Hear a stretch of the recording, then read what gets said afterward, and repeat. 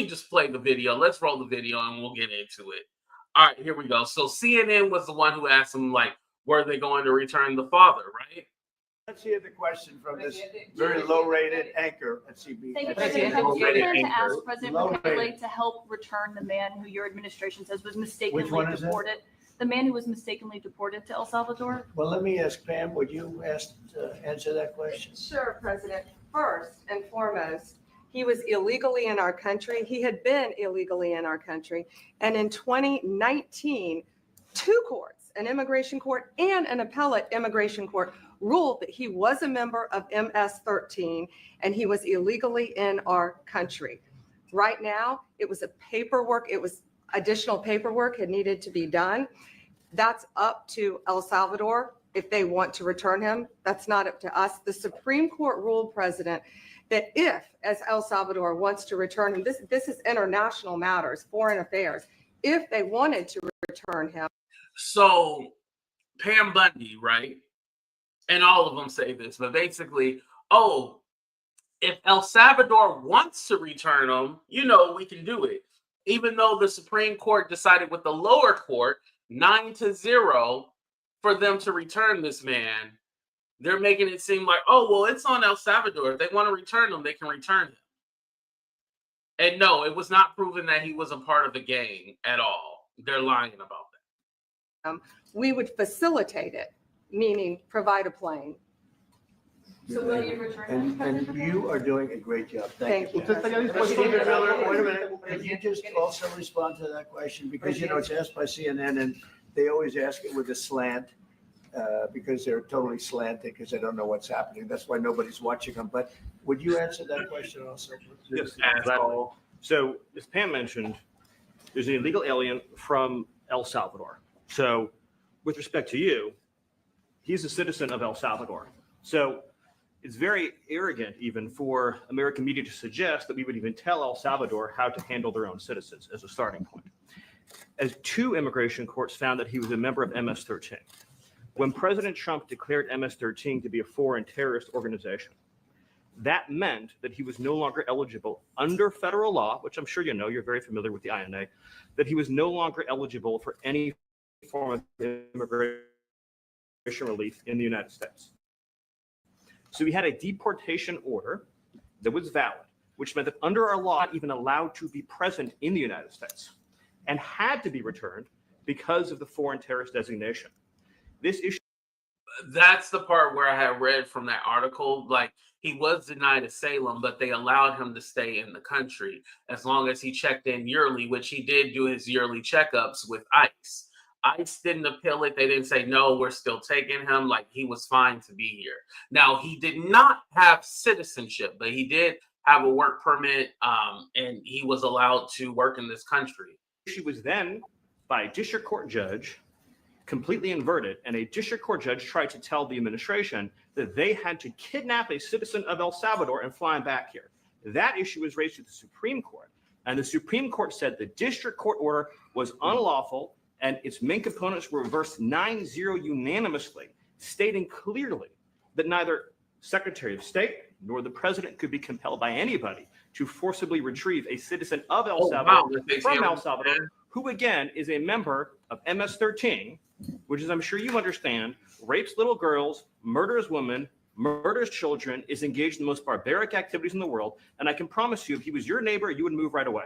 So you don't plan. So basically, they're trying to paint this guy as a murderer, this and that. So you guys will be like, oh, well, why would we want somebody like that? But again, it was never proven that he was a part of a gang. Never. But the Supreme Court is asking to. And what was the ruling in the Supreme Court, Steve? Was it 9-0? Yes, it was a 9-0 in our favor. In our favor, against the district court ruling, right, saying that no district court has the power to compel the foreign policy function of the United States. As Pam said, the ruling solely stated that if this individual at El Salvador's sole discretion was sent back to our country, that we could deport him a second time. Well, no version of this legally ends up with him ever living here because he is a citizen of El Salvador. That is the president of El Salvador. Your questions about it per the court can only be directed to him. I asked Can President Bukele weigh in on this? Do you plan to return him? Well, I'm supposed to have suggested that I smuggle a terrorist into the United States, right? It's always How can I smuggle? Right. How can I return him to the United States? Like, I smuggle him into the United States, or what do I do? Of course, I'm not going to do it. It's like, Notice he said smuggle him. Like, oh yeah, I gotta sneak him in to the United States. No, you know where he is now. They did say that he is alive, so he's not, unalive. You guys, he is still alive.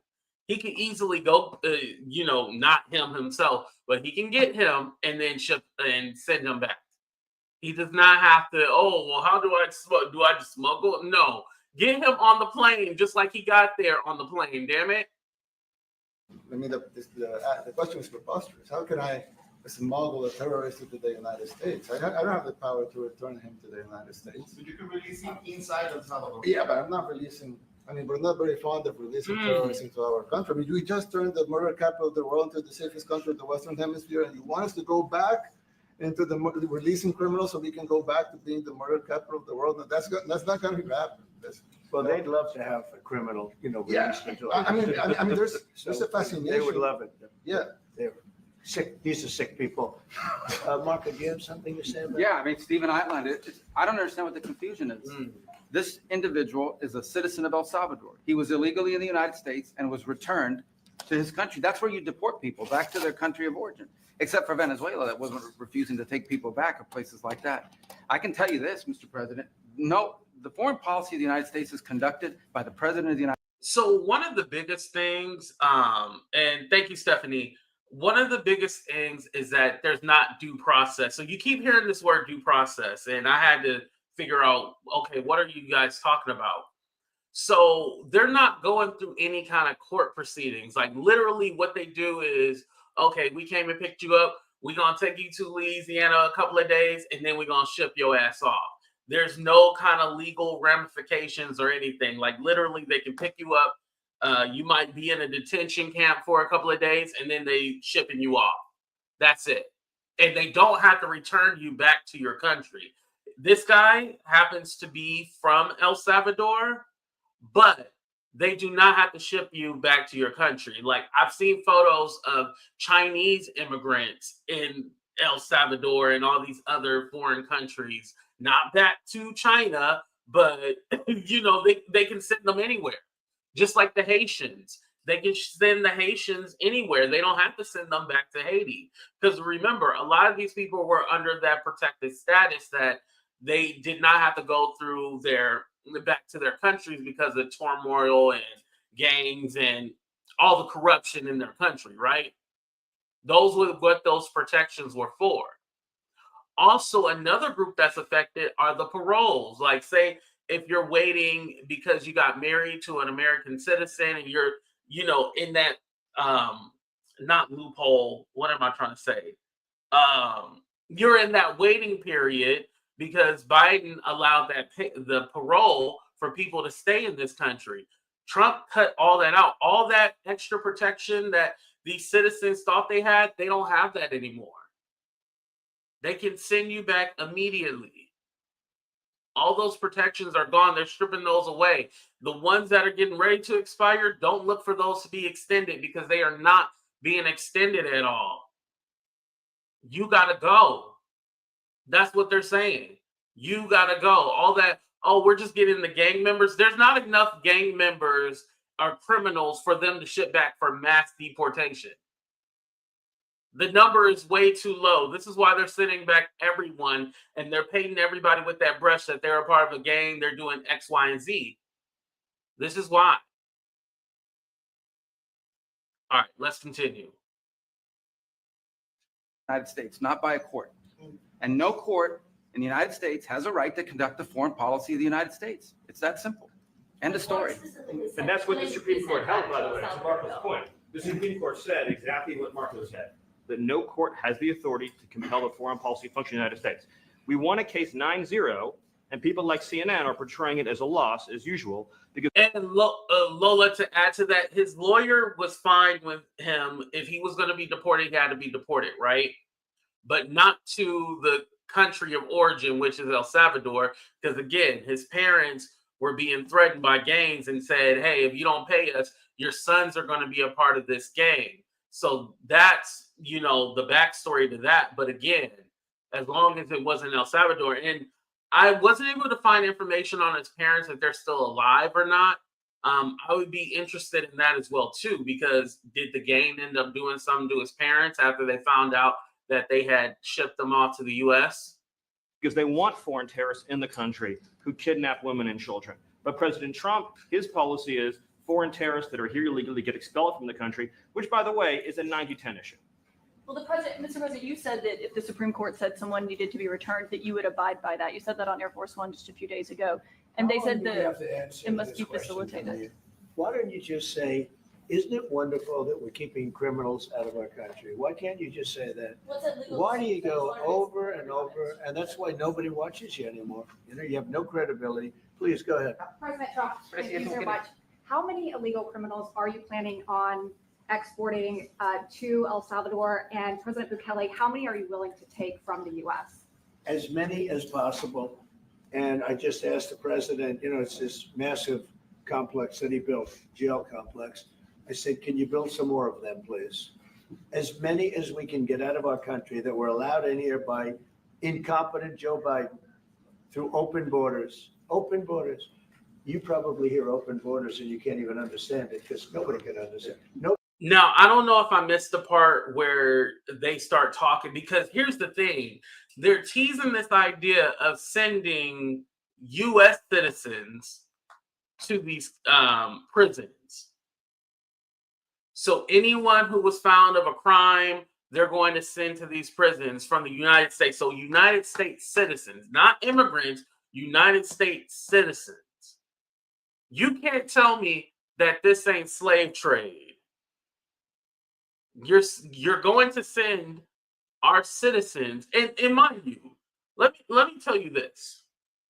Say if somebody is a murderer or pedophile, I wouldn't mind them going to El Salvador prison, But who are going to be the people in these jails, and what kind of crimes did they commit?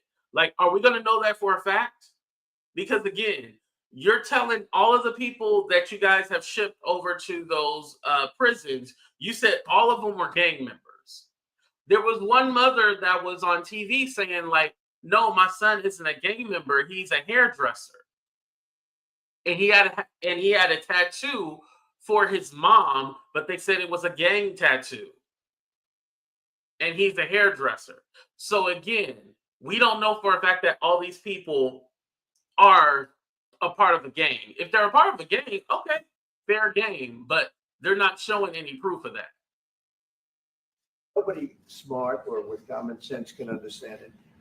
So we have millions of people that should not be in this country that are dangerous, not just people, because we have people, but we have millions of people that are murderers, drug dealers.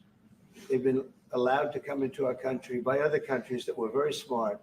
When they heard that this very low IQ president, and by the way, I took my cognitive exam as part of my physical exam, and I got the highest mark, and one of the doctors said, sir, I've never seen anybody get that kind of, that was the highest mark. I hope you're happy with that. Although they haven't been bugging me too much to take a cognitive, but I did do my fuck your doctor. My physical, and it was released. I hope you're all happy with it. I noticed there's no question, so probably you are. But the cognitive, they said to me, sir, would you like to take a cognitive test? I said, did Biden take one? No. Did anybody take one? No, not too many people took them. I said, what about Obama? Did he take one? You're right, Patty Troy. I said, let me be the only one to take one. But I've actually taken them 3 times already. I like taking them because they're not too tough for me to take. But we had a great physical exam, so I know you're going to ask that. And the doctors who are total professionals, Walter Reed Medical Center, they're great people. And I visited a soldier that was badly wounded, incredible soldier, lost his leg, and we spent a lot of time with him. I mean, great with his mother, and it was really a very great thing. They do a phenomenal job. I just want to say, Walter Reed, I was there for 5-6 hours. You were there with me. But I took a full physical and it came out perfecto, so that's good. It means you got me for a little longer. Are you willing to pay for those facilities to be opened if new ones were going to be built? I'd do something, we'd help them out, yeah. We help them.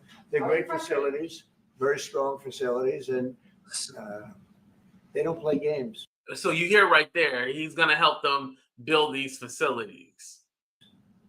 I'd like to go a step further. I mean, I said it to Pam. I don't know what the laws are. We always have to obey the Here we laws, go. but we also have homegrown criminals that push people into subways, that hit elderly ladies on the back of the head with a baseball bat when they're not looking, that are absolute monsters. I'd like to include them in the group of people to get them out of the country, but you'll have to be looking at the laws on that, Steve, okay? How essential is it for you guys to be locking up these prisoners? And do you think more presidents should follow suit like you guys as far as taking a hard stance on crime here in the United States? Well, I do. I think everybody has to. The president said it better than anybody. He said, you have liberty and you have to have liberty, but to have liberty, not everybody is gonna be good. And some are bad because they're sick. They're mentally deranged, they're bad. Why do you Then you have to take them, if you're gonna have a country, you're gonna have to take those. So what is he doing to combat mental illness? Like, what is he doing to help give resources to people with mental illness? Nothing. People out, and we've been doing that. But this was like an unforced error, they would call it, where we had people that may hate our country, or maybe they're just stupid people. I think they're probably stupid people more so. A lot of people said they did it for the vote, but I did better with Hispanic people than they did, because they always use Hispanic. I did better. You people love me. I saw my poll numbers in your country. People love me. Roof, right? 91%. No, some people think they do it for the vote, but they don't have to do it for the vote. They cheat. They're professional cheaters. That's about the only thing they do well. So we just have had a great relationship, and it's become bigger because of a strange thing that happened. I came back. We had no war in Ukraine. We had no war with. All right, there's enough of that, because basically they're just going to continue blowing each other. So yeah, enough of that. But one of the reasons why I wanted to bring this up is because, you guys, this is Project 2025. Again, they were never going to call it Project 2025. Now, they did call it Agenda 47. They did call it that. That was clearly on the website, Agenda 47. But this is Project 2025. Like, this is the stuff that they were talking about doing. The prison, the detention camps, the mass deportation, if they see you or suspect you of being a gang member or somebody who, because it's not just anybody who's suspected of being a gang member, it's anybody who they think is illegally here. The whole gang member thing is kind of to soften the blow, but literally the Lincoln Riley Act, that was so they could racially profile you. If they suspected you of being illegally here, they could deport you back. Simple as that. There is no ifs, ands, or buts about it. They can deport you back. But this is all within Project 2025. And, the reason why it was important for me to talk about how he's defying the Supreme Court is because there's no safety net at all. No one's going to tell him no. And I've seen something where somebody mentioned, oh, well, they need to impeach him. All right. Well, when Al Green, the Congressman Al Green, the one with the cane, when Congressman Al Green had brought up articles of impeachment, y'all laughed and said he was crazy. I am all for saying the Democrats need to do X, Y, and Z, but currently at this time, they're not in power. It's Trump sending the immigrants over to El Salvador. It's not the Democrats. So at this point, I think we're over the whole, what are the Democrats going to do? It's like, what's going on and how do we fix it? That needs to be the new message. And anybody surprised by what is going on, this is what you asked for. This is what you wanted.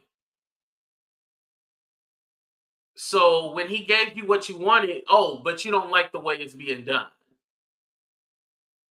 The tariffs, the layoffs, all this stuff he said he was going to do. You just didn't think it was going to affect you. No, it was always going to affect you.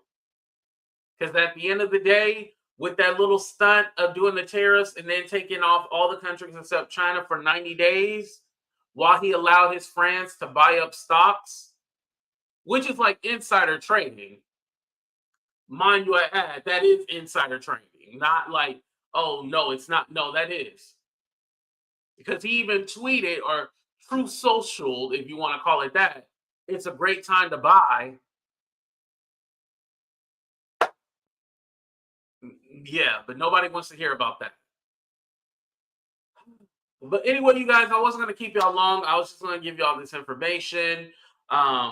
Hopefully, you know, they'll figure out something that they can do for Kilmar. Hopefully he can come back. I mean, I feel bad for that mom, a single mother of 3. 2 of your kids have autism. 1 has epilepsy. Like, that's a lot to deal with. But hey, this is where we're headed.